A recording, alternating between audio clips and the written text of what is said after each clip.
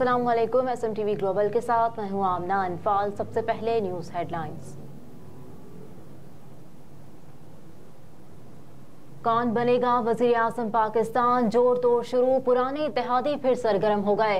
हुकूमत साजी के लिए नून league, peoples party, MQM, JUIF में सियासी इत्तेहाद पर इत्तफाक। जराये के मुताबिक मरकज के लिए पावर शेयरिंग का 2 नुकाती फार्मूला तैयार कर लिया गया, जिसके तहत 3 साल और 2 साल का मंसूबा तैयार कर लिया गया।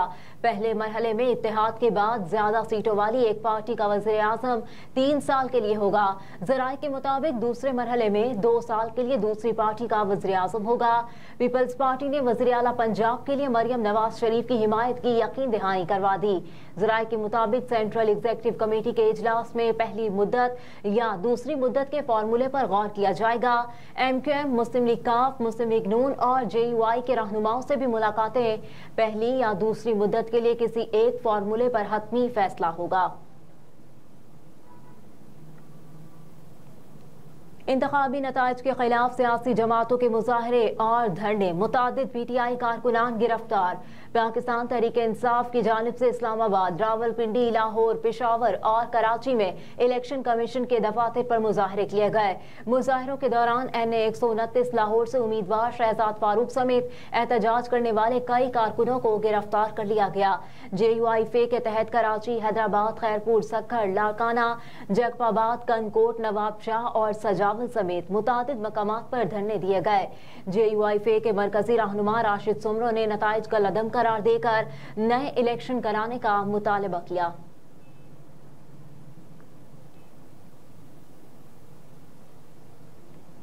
खवातीन मजबूत, मर्द उम्मीदवारों को शिकस्त देकर मेंबर कौमी असम्बली मुंतखब हो गईं।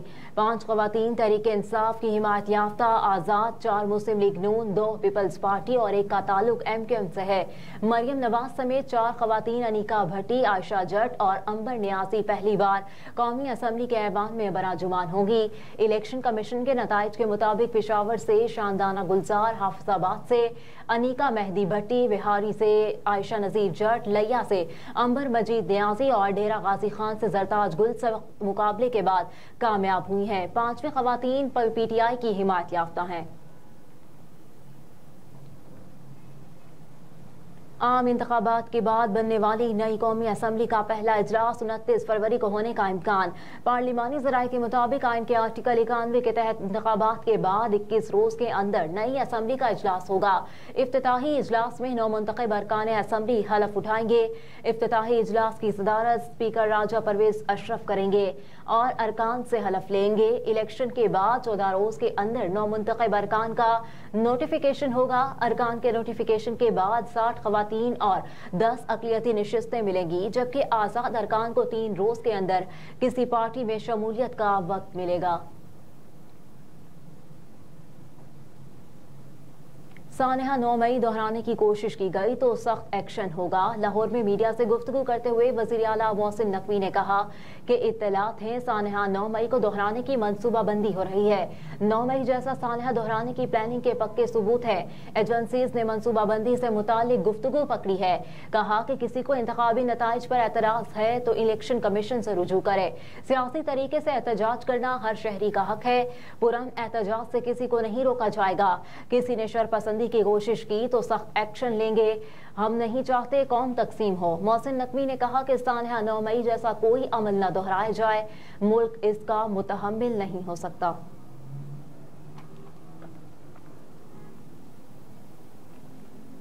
फ्रॉड केस में फवाद चौधरी की दरखास्त जमानत पर फैसला महफूज कर लिया गया। सिविल जज और जुडिशल मजिस्ट्रेट डॉक्टर सोहेल तहीम ने फवाद चौधरी की दरखास्त जमानत पर समाअत की। साबिक वफाकी वजीर की जानिब से वकील कैसर इमाम अदालत में पेश हुए, जबकि फवाद की अहलिया हिबा फवाद भी अदालत में मौजूद थी। वकील सफाई ने दलाल देते हुए कहा कि 2021 की बात है। फवाद चौधरी पर 50 लाख रुपए लेने का इल्जाम है। इल्जाम के मुताबिक मुद्दई ने पैसे दिए और बदले में फवाद ने नौकरी का कहा।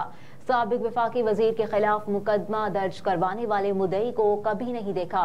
सिविल जज सोहेल तहीम ने रिमार्क्स में कहा कि फवाद चौधरी के केस में तो मुद्दई खुद फंसते हैं, जिस पर वकील सफाई ने कहा कि ऐसे मुकदमात मुतादिद सियासतदानों के खिलाफ दर्ज किए गए। मुद्दई ने इल्जाम लगाया कि पैसे वापस मांगने पर फवाद चौधरी ने धमकी दी।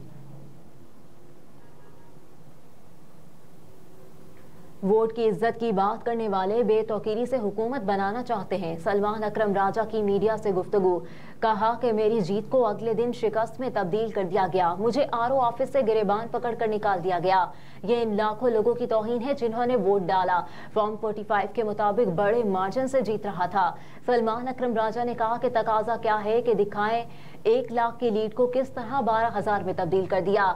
इंतखाबात में धांधली हुई, ये भी पता है कि कैसे हुई। मैं NA 128 का इलेक्शन 90,000 की लीड से जीत चुका हूँ।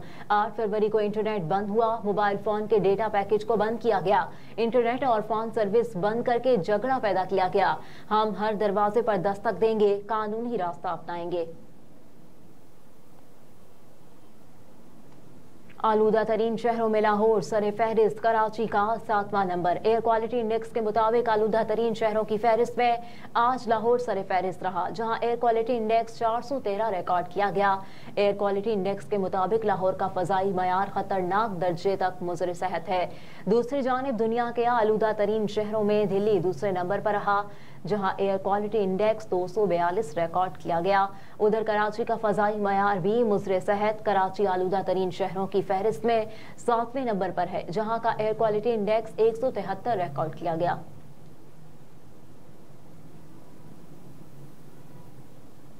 तमाम स्टेक होल्डर सियासी अदम इस्तेहकाम के खात्मे की फिक्र करें। ख्वाजा साद रफीक का ट्वीट। ख्वाजा साद रफीक ने ट्वीट की कि तमाम स्टेक होल्डर सियासी अदम इस्तेहकाम के खात्मे की फिक्र करें।